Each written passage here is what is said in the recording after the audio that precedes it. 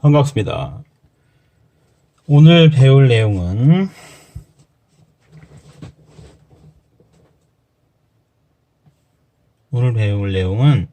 피복제에 대해서 배워보겠습니다. 피복제가 용착금속을 보호하는 방식이 있는데요. 이에 대해서 한번 알아보겠습니다. 자, 우리가 첫 시간에 배웠죠? 이게 일단 이제 보면 용접봉이죠? 용접봉이고, 이건 피복제예요. 피복제라는 것은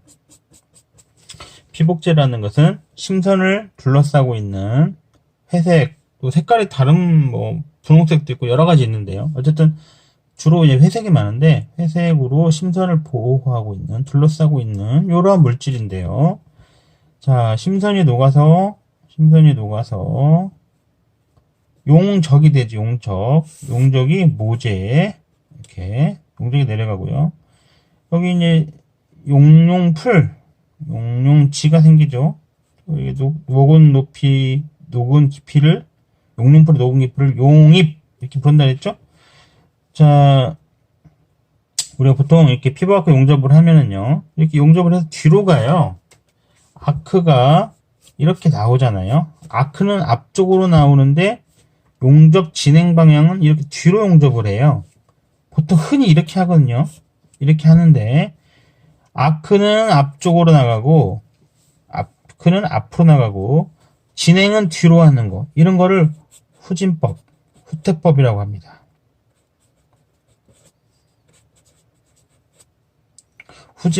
후퇴법이라고 그래요. 그러면 아크가 앞쪽으로 나오는데 앞으로 지나갈 수도 있겠죠? 그렇죠?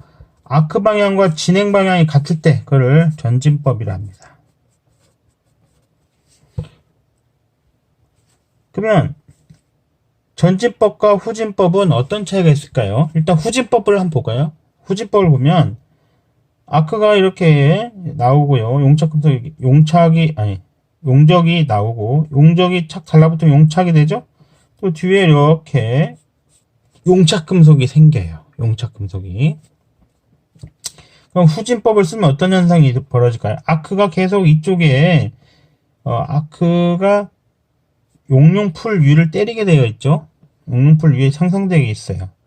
그래서 열이 계속 쌓입니다. 이렇게 용융풀 위에 아크가 있기 때문에, 여기는 지금 용착금속이 계속 이렇게 용착금 쌓여있는 상태죠. 근데 이쪽은 어때요? 이쪽은 벌겋게 달아올랐겠죠. 그래서 열이 있는 곳에 또 열을 가하기 때문에 많이 녹습니다. 그래서 후퇴법을 쓰면은 이게 많이 녹아요. 여기가 이렇게 막 녹아요. 그래서 용입이 굉장히 깊습니다. 그래서 후퇴법은 용입이 굉장히 높아요. 용입이 깊어요. 근데 여기서 이제 막 가스도 나오고 가스도 막 나오고 막 그러거든요. 그러면 여기 많이 녹잖아요. 열이 가해져 있는 곳에 또 열을 계속 가하면서 가기 때문에 이게 전류값이 좀 낮아도 이게 잘 녹거든요. 그러면 우리 용접 입열 시간에 배웠죠. 용접 입열 H는 V분의 60 이하이죠. 전류값이 낮으면 어떻게 될까요? 그렇죠. 용접 입열이 작아요. 그래서 덜 휩니다. 후진법을 쓰시면 덜 휜다. 덜 휜다를 다른 말로 변형이 적다, 이렇게 말할 수도 있겠죠. 변형이 적다.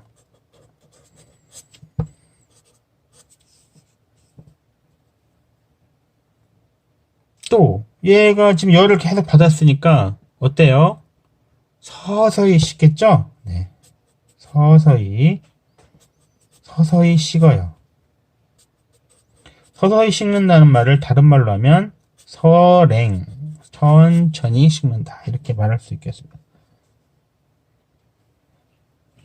열도 덜 주고 천천히 식으면 어떤 좋은 점이 있을까요? 예. 여러분, 이런 경험 해보셨을 것 같은데요. 뜨거운 물에다가 유리잔을 넣었다가요. 갑자기 찬물에 넣으면 유리잔이 어떻게 될까요? 그렇죠. 뜨거운 물에 넣었던 유리잔을 찬물에 갑자기 넣으면 유리가 깨져버리죠?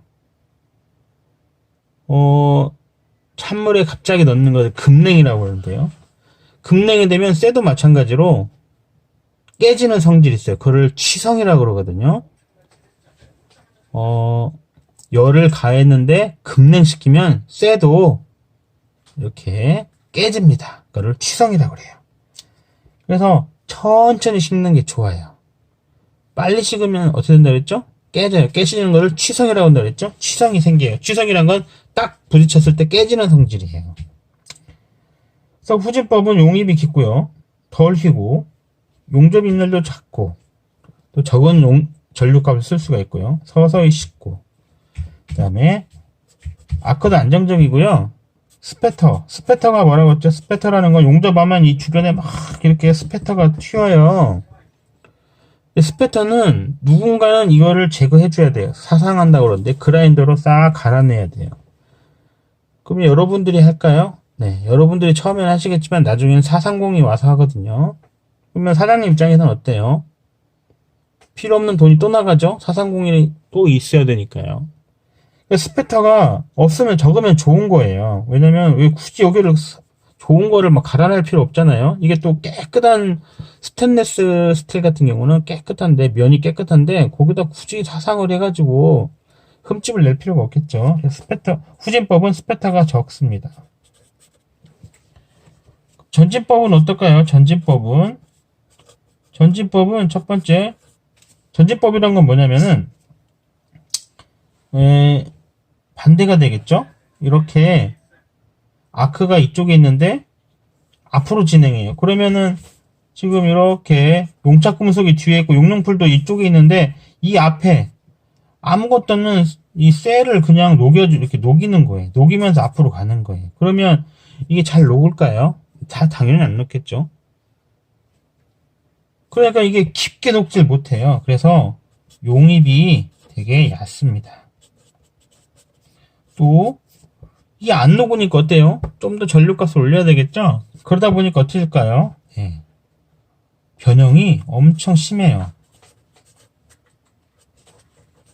또 얘는 천천히 씻는 게 아니고 급냉해요. 그래서 변형도 많이 생기고요. 스패터도 엄청 많습니다. 결국 다 안 좋아요.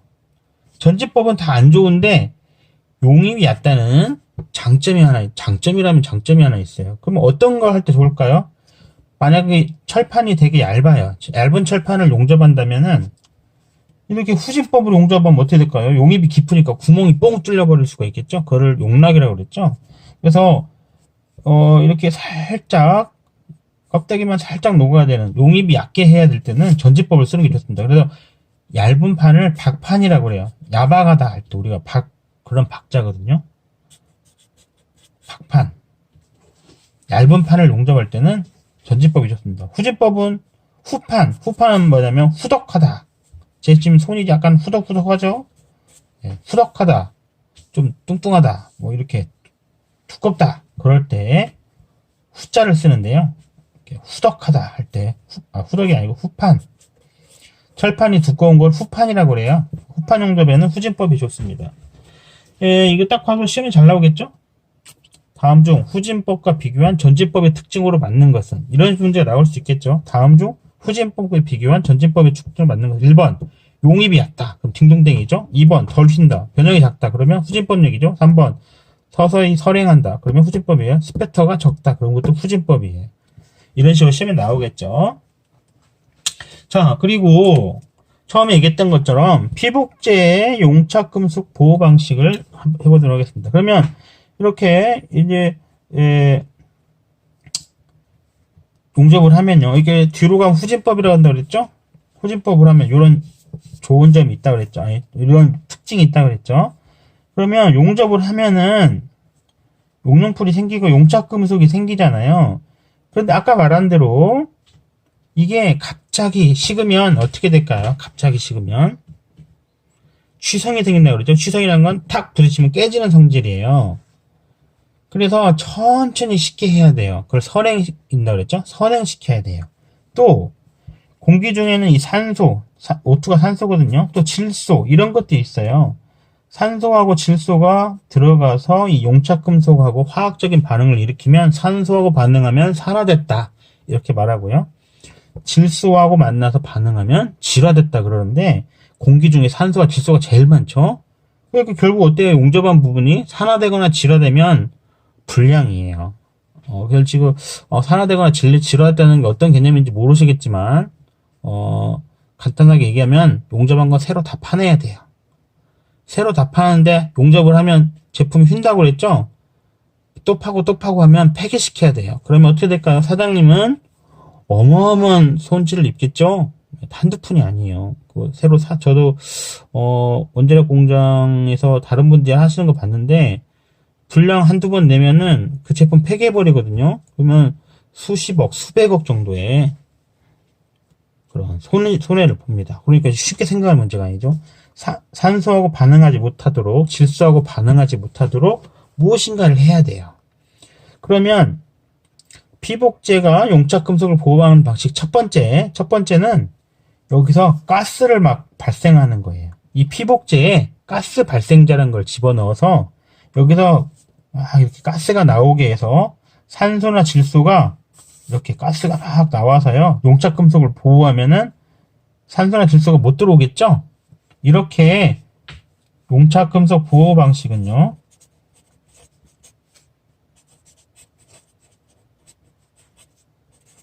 피복제의 용착금속 보호 방식은 첫 번째는 가스 발생식이라는 게 있어요.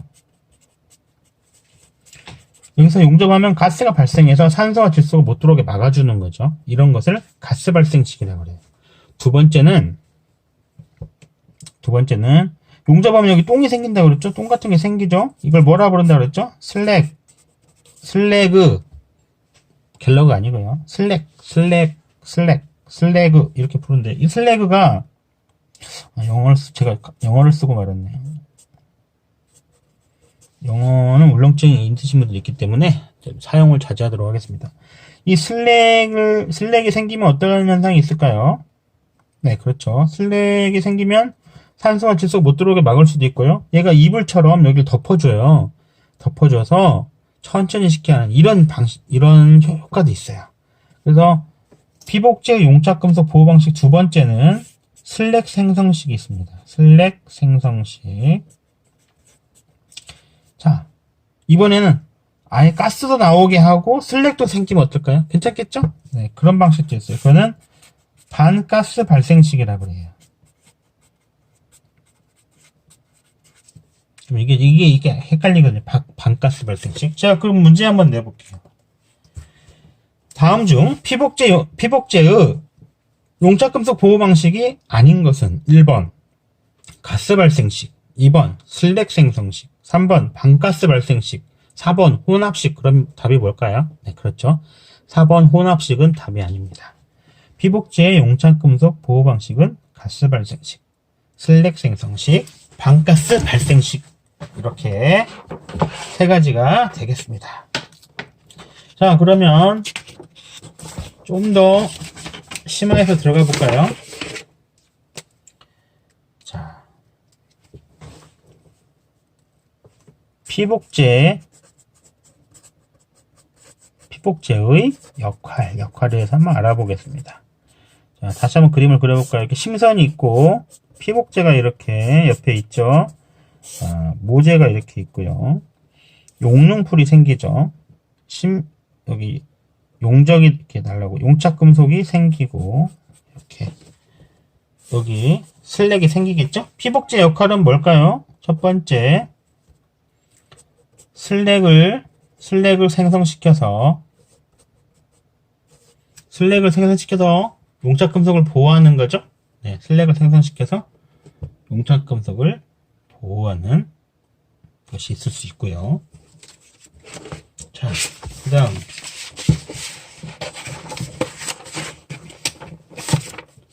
피복제 역할은 두 번째, 아크를 안정시키는 역할을 합니다. 피복제가 이렇게 떨어져 나가가지고 이만큼이 없어지잖아요. 그럼 용접이 될까요? 나중에 한번 해보시면 알겠지만 난리가 나요. 여기가 막 튀거든요. 용접이 되질 않아요. 아크가 불안정해져요. 세 번째, 전기 절연 작용을 해요. 용접할 때 저도 이제 가르칠 때 가끔 학생들이 이해를 못하면 제가 손으로 이 용접봉을 이렇게 잡고 손으로 이렇게 흔들어주면서 제 손에 있는 감각이 학생의 손에 갈 수 있도록 이렇게 제가 하는 경우도 있거든요. 그러면 제가 이 용접 중에 용접봉을 만지면 감전될까요? 그렇지 않아요. 감전되지 않습니다. 왜 그럴까요? 네. 피복제는 전기 절연 작용, 전기가 통하지 않아요. 피복제 때문에 전기 절연 작용을 합니다. 자, 그 다음에 네 번째, 용착 효율을 높여요. 용착 효율을 높인다. 이게 무슨 말일까요? 용착, 달라붙는 거죠. 용착 효율이 높으려면 어떻게 될까요? 네, 용적이 작으면 작을수록 잘 달라붙겠죠? 스프레이형이 되면. 그래서 피복제 역할은 용적을 미사화시켜서 용착 효율을 높여주는 이런 작용을 합니다. 또 슬랙이 생성돼서 이렇게 덮어주면 얘가 어떻게 될까요? 이불을 덮어놓은 것과 똑같아요. 이불을 덮어놓으면 어떻게 될까요? 일단 서서히 식겠죠. 서서히 식으면 어떻게 될까요? 예, 그렇죠. 빨리 식으면 취성, 딱 부딪히면 깨지는 성질이 생긴다 그랬죠? 그래서 다섯 번째,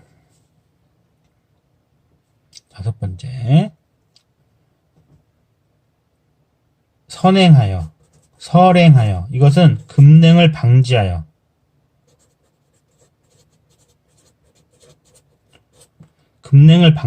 설행하여, 취성. 딱 부러지면 깨지는 성질이요. 취성을 방지한다. 이렇게 할 수 있겠어요. 또 여섯 번째, 여기다가 탈산제라는 걸 넣어요. 탈산제. 이 피복제에다 탈산제라는 걸 넣어요. 탈산제가 뭘까요? 탈산제. 네. 잘 모르시겠죠? 탈취제 그럼 뭘까요? 탈취제. 냄새를 없애는 거죠? 탈산제는 뭘까요, 그러면? 네. 산소를 없애는 거예요. 그럼 산소가 들어가면 안 되나요? 네, 그렇습니다. 이 안에 이 용가제나 모제에도 산소가 있을 수 있잖아요. 그런 것들이 탈산제를 만나서 산소를 제거해주는 역할을 해요. 산소가 들어가면 산화된다고 그랬죠? 그러면은 불량입니다. 산화되면은 쇠 본연의 기능을 잃어버려요. 그래서 탈산제를 집어넣어서 산화를 방지할 수 있어요. 또 만약 여기 이물질이 만약 있다고 해봐요. 이물질이 이렇게 있었어요. 근데 쇠는 철은 밀도가 굉장히 높거든요. 그래서 어지간한 물질은 위로 둥둥 떠요. 그럼 이 둥둥 뜬 이물질이 어떻게 될까요? 네, 그렇죠. 이 슬래그에 딱 달라붙는단 말이에요. 그래서 여러분이 슬래그를 제거하면 슬래그와 함께 사라져요. 이런 거를 정련이라고 그래요. 정련. 그래서 피복제 역할 여섯 번째는 탈산, 산소를 없애고요. 탈산, 정련. 이물질을 없애는 탈산 정령 작용을 합니다. 또 7번 스패터 바바박 치는 거죠. 스패터를 적게 하는 이런 작용을 또 합니다. 여덟 번째, 만약에 이 피복제에다가 다른 금속을 넣어놨다고 봐요. 그래서 얘가 좀 그렇지만 만약에 만약 우리가 철을 용접한다면 여기 피복제에다가 철 이외에 다른 금속을 넣었다 하면은 그것이 여기서 녹으면서 합금이 되겠죠. 네, 새로운 물질이 되는 거죠. 합금을 할 수 있는 거죠. 그래서 피복제에다가 다른 금속을 넣으면 합금할 수가 있습니다. 그래서 합금의 효과를 볼 수 있습니다. 그래서 합금 원소를 첨가할 수 있어요. 이것이 피복제의 역할입니다. 그러면 피복제 성분을 한번 볼까요? 피복제 성분에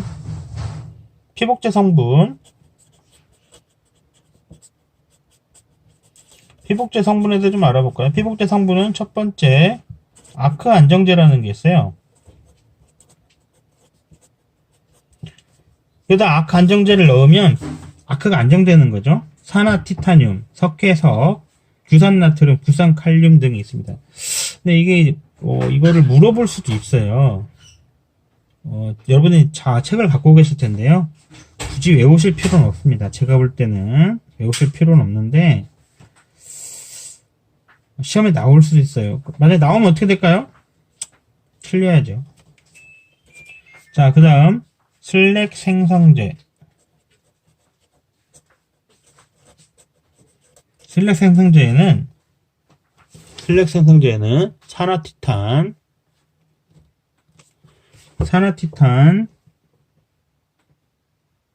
석회석, 산화철, 이산화망간 등이 있습니다. 세 번째, 가스 발생제가 있어요. 가스 발생제는 아까 말한 대로 가스 발생식에서 쓰이는 거겠죠? 가스가 발생해서 용자금속을 보호하게 하는 거죠. 가스 발생제에는 셀룰로스라는 게 있어요.